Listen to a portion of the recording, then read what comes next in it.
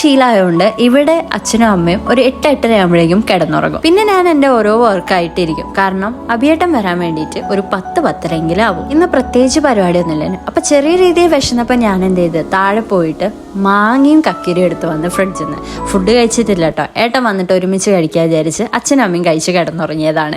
അപ്പം ഞാൻ എന്ത് ചെയ്ത് താഴെ പോയി മാങ്ങ എടുത്ത് മാങ്ങയൊക്കെ കട്ട് ചെയ്ത് പ്ലേറ്റിലാക്കി. എനിക്ക് സത്യം പറഞ്ഞാൽ മാംഗോ ഭയങ്കര ഇഷ്ടമാട്ടോ. ഞാനൊരു മാംഗോ ലവർ തന്നെയാണ്. സത്യം പറഞ്ഞാൽ ഏറ്റവും കൂടുതൽ മാങ്ങ കഴിച്ചിട്ടുള്ള കൊല്ലം ഈ കൊല്ലം തന്നെ ആയിരിക്കും. ഇവിടെ അത്ര അധികം മാങ്ങ ഉണ്ട് ഗൈസ്. പിന്നെ എൻ്റെ ഫേവറേറ്റ് ആയതുകൊണ്ട് എത്ര കഴിച്ചാലും എനിക്ക് മടുക്കൂല. സത്യം പറഞ്ഞാൽ മാങ്ങ ഇപ്പോൾ കട്ട് ചെയ്യാൻ എനിക്ക് വലിയ രീതിയിൽ അറിയില്ല കേട്ടോ. ഒക്കെ കൂടി അലമ്പായിട്ടുണ്ട്. പിന്നെ എനിക്ക് തന്നെ കഴിക്കാനുള്ളതുകൊണ്ട് വലിയ ഡിസൈൻ ഒന്നും നോക്കാതെ മുറിച്ചു. പുറത്ത് മഴേന്റെ ശക്തി കൂടിയോണ്ട് തന്നെ ഞാൻ ടോർച്ച് എടുത്ത് വെച്ചു. കാരണം കറണ്ട് പോയി കഴിഞ്ഞാൽ ഞാൻ നല്ല പേടിക്കൊടലെത്തിയാണ്. കറണ്ടിനെ വിശ്വസിക്കാൻ പറ്റൂലല്ലോ. മഴേന്റെ ശക്തി കൂടി കഴിഞ്ഞാൽ കറണ്ട് പോകുന്നുള്ളത് ഷുവറാണ്. 200 ഉറുപ്പിക ഒരു ഏലില്ലാത്തതുകൊണ്ട് ഞാൻ എന്ത് ചെയ്ത് എല്ലാം കൂടി മുറിച്ചതിന്. പിന്നെ ഞാൻ കക്കിരി ഉണ്ടായിരുന്നു. കക്കിരി തൊലി ചെത്തുന്ന സ്പീഡ് കൂടിയിട്ടോ. കാരണം കറണ്ട് പോകുന്നതിന് മുമ്പ് എങ്ങനെയെങ്കിലും മുറിച്ച് കട്ട് ചെയ്തിട്ട് മുകളിലെത്തണം. അങ്ങനെ സൗണ്ട് ഒന്നും ഉണ്ടാക്കാതെ എല്ലാം കട്ട് ചെയ്ത് ഞാൻ എന്ത് ചെയ്ത് നേരെ മുകളിൽ പോയിരുന്നു. എൻ്റെ ബാക്കിലെ ഈ ഒരു ഫ്രെയിം കണ്ടോ നിങ്ങൾ?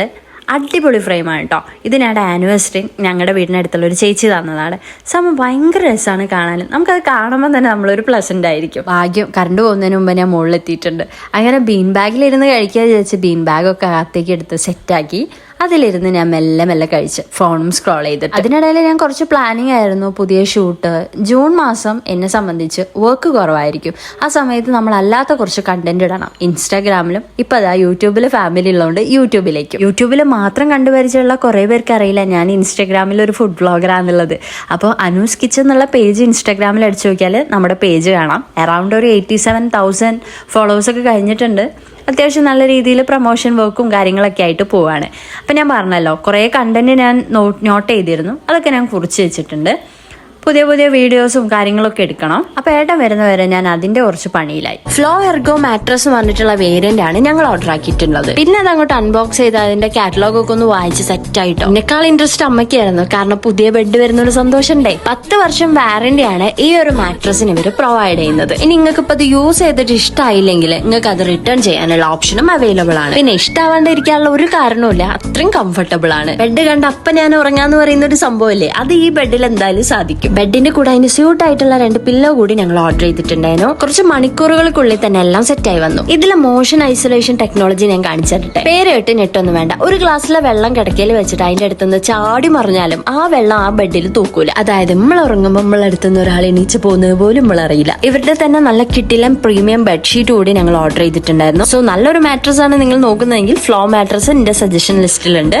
വെബ്സൈറ്റ് ത്രൂ നിങ്ങൾക്കും ഓർഡർ ചെയ്യാം. അപ്പൊ ഇതാ ഏട്ടൻ വന്നിട്ടുണ്ട് കേട്ടോ. ഏട്ടൻ വരുന്നവരെ എന്നെ വിളിച്ചിട്ടുണ്ടായിരുന്നു. ഏട്ടൻ വന്നു. കുറേ സാധനങ്ങൾ ഞാൻ ലിസ്റ്റ് ഇട്ട് കൊടുത്തിരുന്നു മേടിക്കാൻ വേണ്ടിയിട്ട്. അപ്പോൾ അതൊക്കെ വാങ്ങിയിട്ടുണ്ട് ആള്. അപ്പോൾ വേഗം ഞാൻ എന്ത് ചെയ്ത് പോയിട്ട് ഓംപ്ലേറ്റ് ഉണ്ടാക്കി. ഏട്ടൻ കോഴിമുട്ട കൊണ്ടുവന്നിട്ടുണ്ടായിരുന്നു.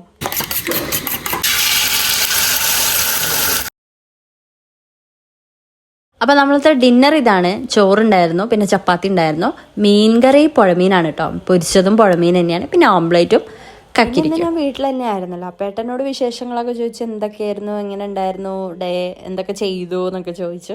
അങ്ങനെ ഞങ്ങൾ കുറേ നേരം സംസാരിച്ചിരുന്ന് ടൈം പോയത് അറിഞ്ഞില്ല. അതിനിടയിൽ എനിക്ക് ബാക്കി ക്ലിപ്സ് എടുക്കാനും ഞാൻ വിട്ടുപോയി. എനിവേ ഇത്രയേ ഉള്ളൂ നമ്മുടെ വീഡിയോ. അപ്പം നമ്മുടെ വീഡിയോ ഇഷ്ടമായിട്ട് എല്ലാവരും ലൈക്ക് ചെയ്യുക, ഷെയർ ചെയ്യുക, സബ്സ്ക്രൈബ് ചെയ്യുക. ബൈ.